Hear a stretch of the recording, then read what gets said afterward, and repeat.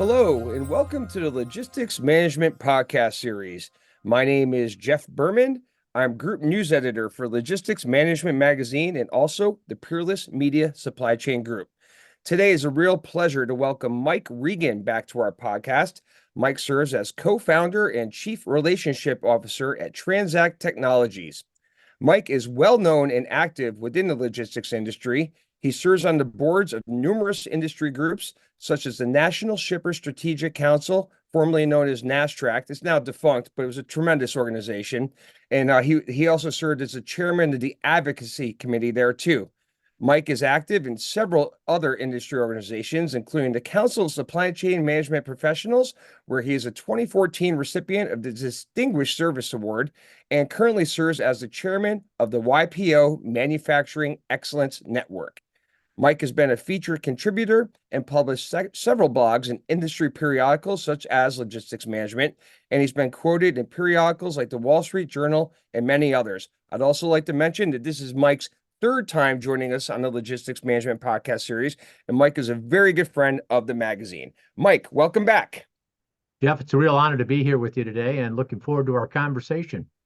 Absolutely. And Mike, I think the timing is good to have you back, given the many moving parts, if you will, within all things freight, transportation, supply chain, and logistics. Why don't we sort of start at the top where we have in the past, Mike, and that simply is having to do with the state of the freight economy. So when I say freight economy to those in the audience, I'm sort of just thinking along the lines of sort of the things that drive goods movement. Or impact it negatively, perhaps, which is sort of what we're dealing with now when we think of inflation and housing and things like that. But Mike, I'll pass it over to you. How do you see things from the freight economy side these days? Well, really, we have a bifurcated market, Jeff. And what I mean by that is that really it's a tale of two sectors, or not tale of two cities, but two modes.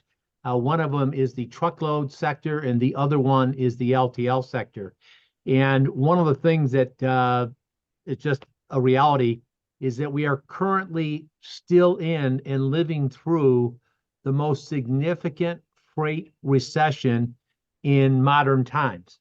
And at the Stifel conference in February, they highlighted the fact that the normal freight recession lasts 12 to 14 months.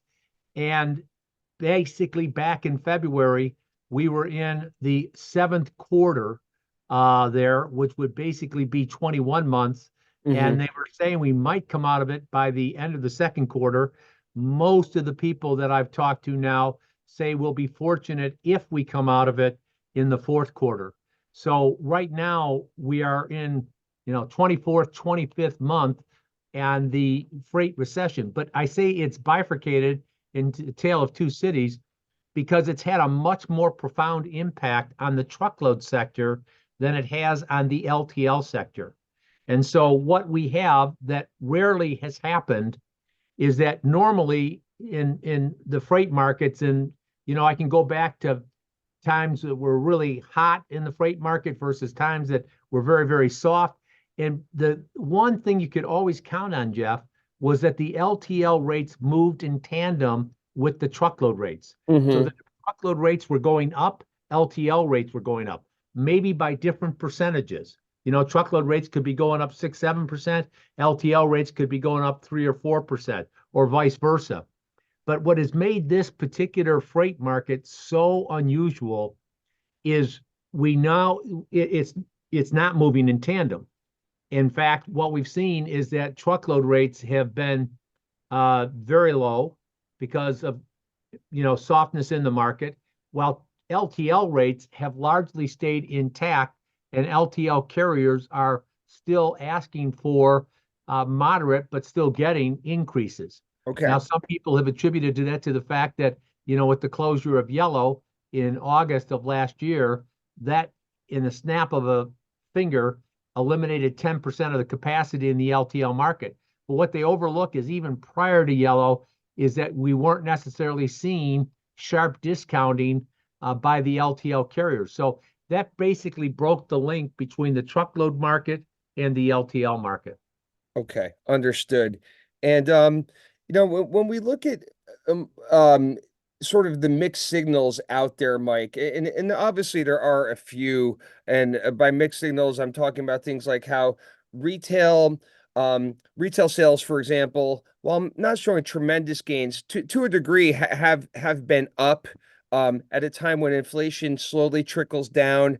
Um, Import levels remain high, especially out on the West Coast, but we have the whole underlying theme of low demand. So how does that sort of get reconciled? And what is it? And what I'm basically leading to, Mike, is this is actually a question about capacity at the end of the day on the truckload side. How do those factors impact truckload capacity, and how is it reflected in the market environment that we're currently living in? Boy, Jeff, that's a great question, and it's really got a couple of different parts. Uh, Avery Weiss, who you know very well from Yes. FTR, good friend of mine and yours as well. They FTR puts out some very, very interesting data points, but they talk about the fact that capacity wise, the number of carriers in the market today are roughly equal to, or even a little bit higher than pre-COVID numbers back to 2019. Now we have seen, you know, a moderate increase in bankruptcies, but not enough to significantly alter the capacity in the truckload market. We still have too much truckload capacity for the demand that's out there. Sure. And what's compounded that is you see in their quarterly earnings reports, people like Knight Swift, Warner, and JB Hunt saying that they are going to pull equipment from the contract market and put it in the spot market rather than accept contracts at the rates that shippers are expecting. So what's happened because the supply has exceeded the demand is basically going back to the fourth quarter of 2022, you had an inversion in the spot to contract market.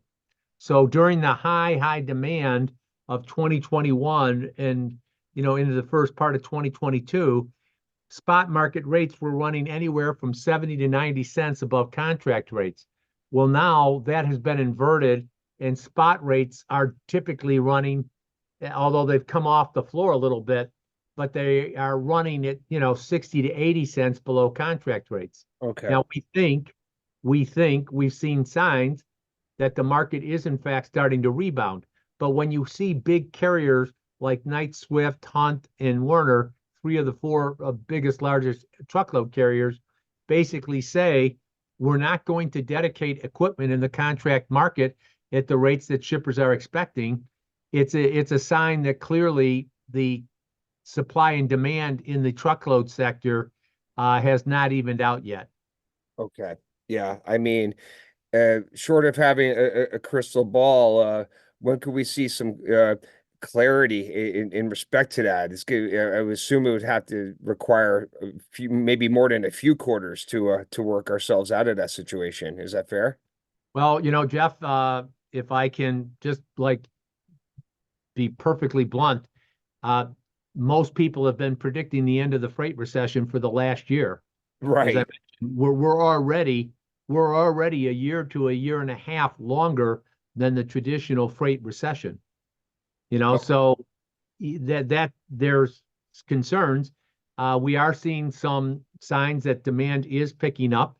We have inventory restocking numbers to look at. FTR is also talked about, inventory day sales ratios, which indicate eventually people are going to have to, retailers are going to have to start carrying, or build up their inventories again. Hmm. But, the offset to that is consumer card debt, $1 trillion plus. The consumer who's been largely, you know, carrying the economy for a bit could be a little bit tired. So, what I just interviewed Gary Schilling. He's a noted economist. Yes. I interview Gary every 6 months, and for people that are interested, Jeff, they can go to transact.com and download it. It'll be out on Wednesday. But Gary brought up a very interesting point, which was the level of uncertainty in the market today. And that has an effect on the truckload market. It has an effect on the LTL. The LTL, as I keep coming back to, with the closure of Yellow, when you eliminate 10% of the capacity in the market overnight, that can cover up a lot of sins created by excess supply and not enough demand. So, it kind of level sets the supply and demand almost instantaneously. But that has not happened in the truckload market. And if I could, Jeff, this is this is our playground. We play in this a lot. We're in it every day. Yeah. But if you take a look at the top 25 LTL carriers, even the top 20, they control roughly about 80% of the LTL market. Okay. And if you go into the truckload sector and take the top 20 truckload carriers, I don't know what the exact number is, but it's going to be not even 30%, 30 to 35%. So Right. you Yeah. have that it's a big difference in the LTL versus truckload markets. Yeah, I could have sworn I heard at an industry conference the 20% figure, but I cannot verify that. So, but yeah, 30% less or hovering around that. It's a big disparity to say the least. Yeah. Um, yeah, absolutely. So Mike, you had just touched upon inventories and something that's obviously tied very closely to inventories is peak season. Now, Yeah. to be sure, as we both well know, going back to the onset of the pandemic, peak season has taken on some different meanings for different industry stakeholders. Yeah. For those in the parcel slash last mile, e-commerce heavy influence sectors, it was kind of peak season all the time, obviously. During and after the pandemic for a while, possibly up to 2 years, maybe a little more. Um, Yeah. but it feels like, especially starting last year, if we were to use last year as a baseline, last year had a bit of a more normal feeling. Um, the notwithstanding all the many supply chain disruptions that we continue to see, unfortunately. But putting that to the side for a moment, how would you sort of size up or view this year's peak season, 2024? What could it look like? What might be in store?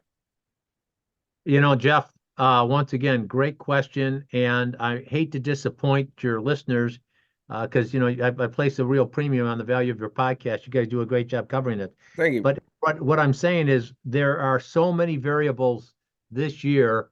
If you could tell me what's going to happen with the Red Sea situation, Yeah, we're about to witness, for example, during the winter months in the Southern Hemisphere, the waters around the Cape of Good Hope, are some of the least navigable waters in the world.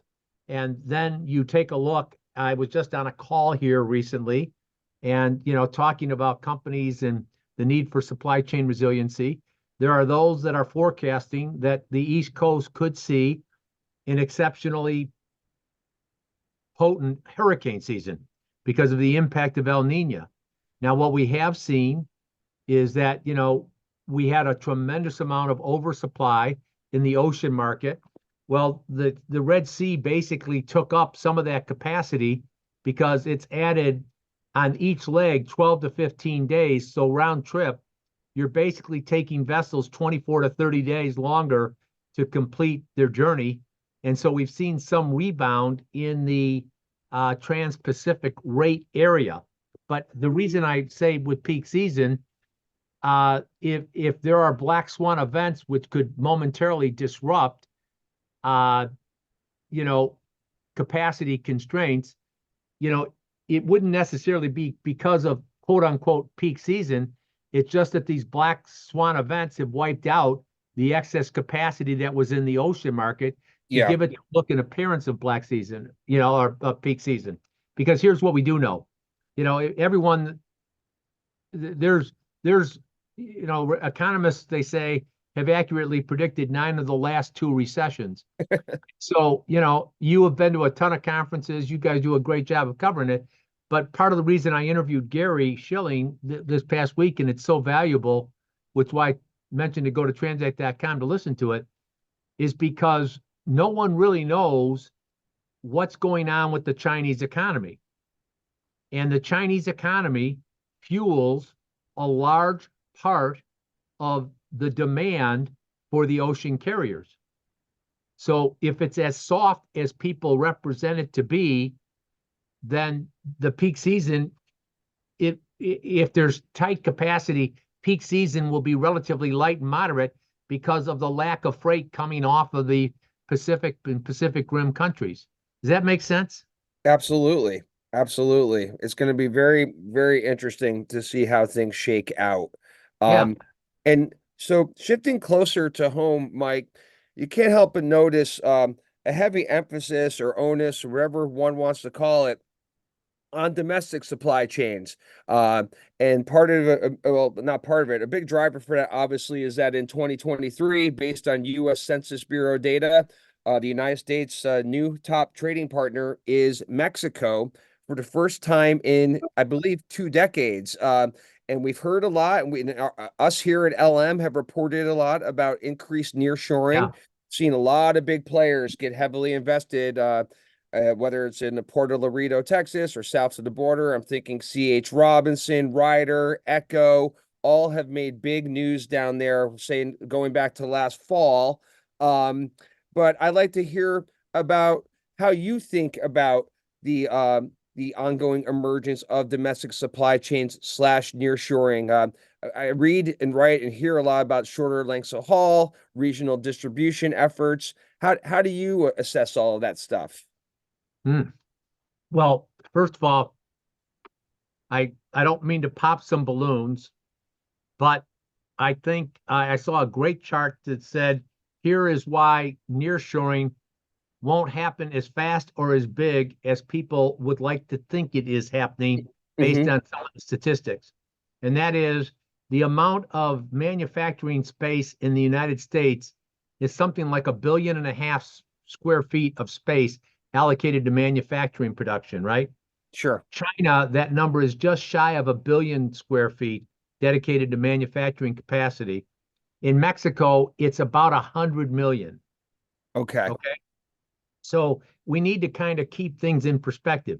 Now, having said that, though, one of the things that everyone is living through as a result of 2021, when all of a sudden, when you see company after company acknowledging supply chain issues as impacting earnings, whether it was Target or, the list goes on and on and on, and Boeing's, and companies after companies, you say, okay, how do I reduce risk?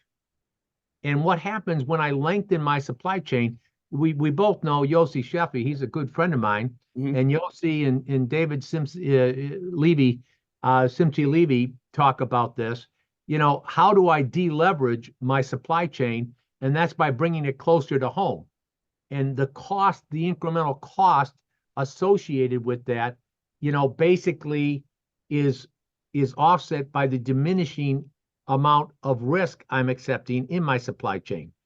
And so one of the things that I would say, while everyone's been focused on nearshoring, 2 weeks ago I was out at Arizona where one of our customers is standing up a 260,000 square foot facility in Buckeye, Arizona. Okay.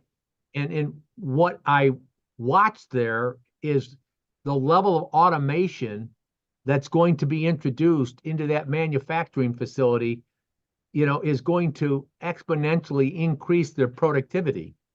And, job wise, it's, they'll sell more, that it's a great, great, great company. So as companies look to automate and, you take a look at the robotization of the supply chain, I think that that's something that is going to have a potentially more immediate impact on companies that basically want to gain control over the supply chain, in North American based, whatever it is, it'll help. The one thing too, Jeff, that I would just say, and I think this is critically important, is that, obviously Mexico, you cite the fact, number one trading partner, but that doesn't come without some level of risk as well. Sure. And the Chinese, you guys have done a great job covering this. Right now, the Chinese are on a furious buying spree in Mexico. And I think we are witnessing some concerns because it's not just that it's made in China, but it's the emerging enmity between the United States and China that I think is causing some level of concern. Not Okay. to inject politics into it, but I think that's something that savvy supply chain strategists are looking at. Right. No, it's a point well taken. Um, and just a few more quick things, Mike, here. And I just was looking at some of our previous podcast recordings that you and I have done. And one interesting topic that we have covered in the past was the intersection of the C-suite and logistics slash supply chain. Uh, Yeah. how it's grown, how it's evolved over time. Obviously, the pandemic had a large role there. But you're hearing more about it on global or large public company earnings calls, supply chain operations, optimization, whatever, than you ever did in the past. Yep. Um, and Absolutely.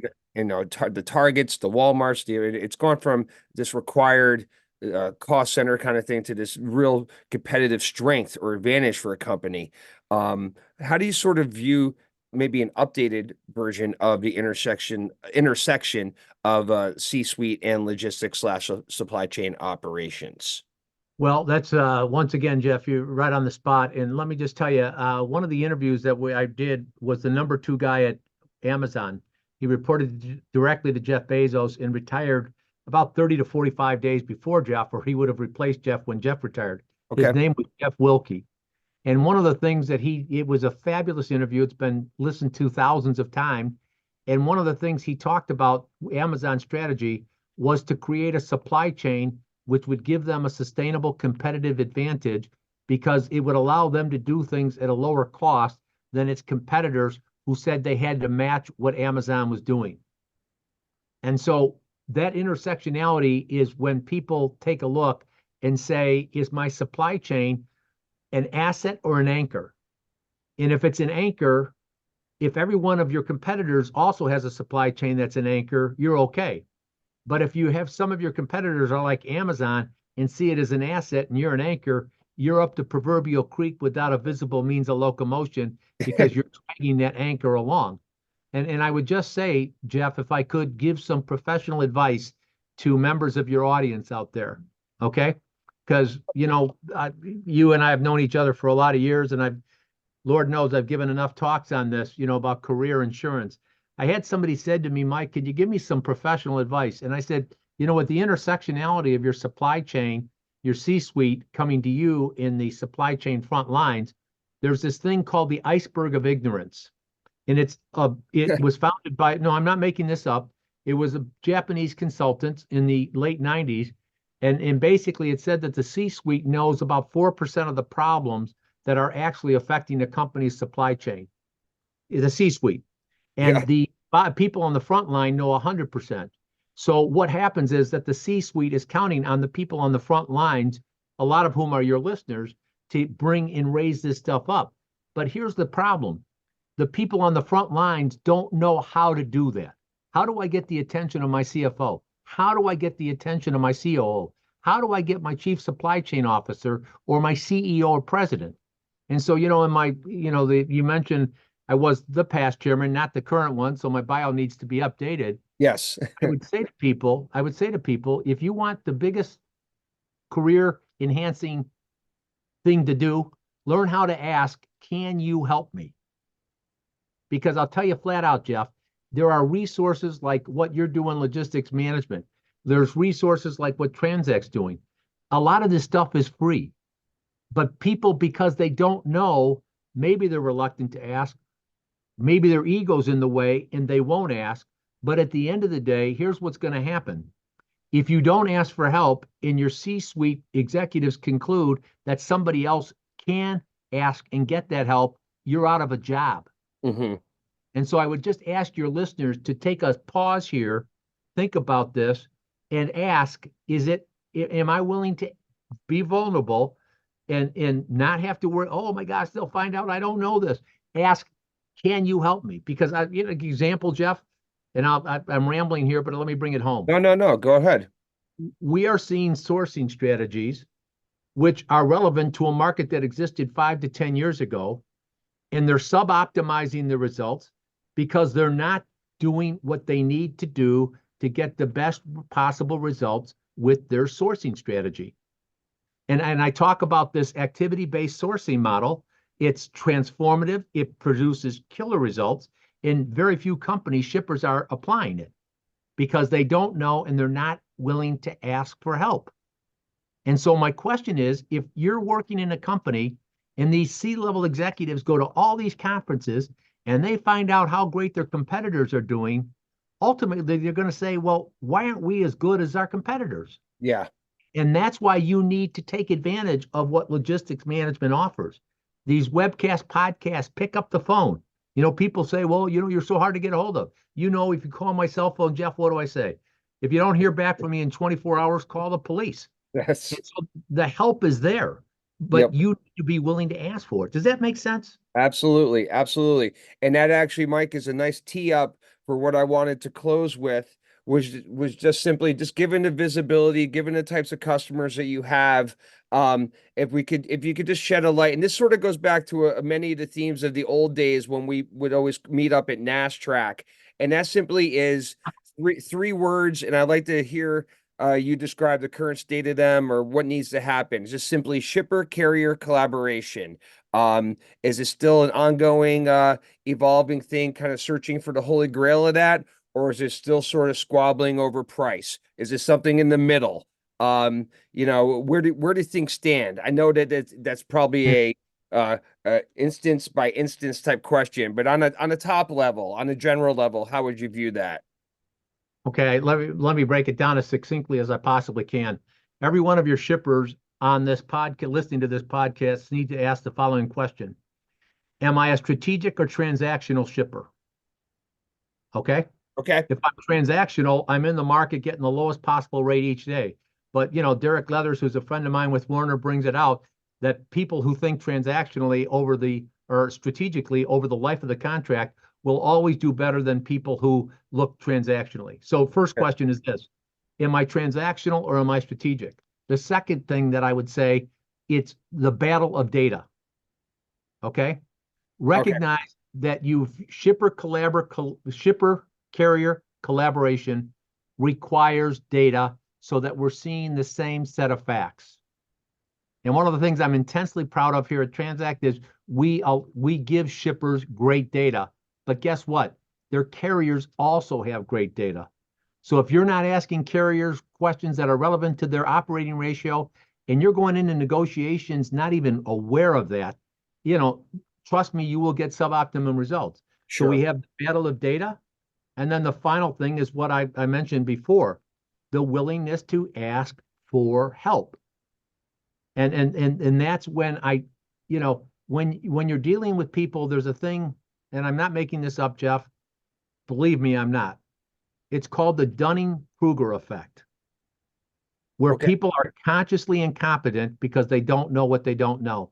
The best way you can battle the Dunning-Kruger effect is by stepping up and being vulnerable and saying, teach me or Okay. share with me. That help?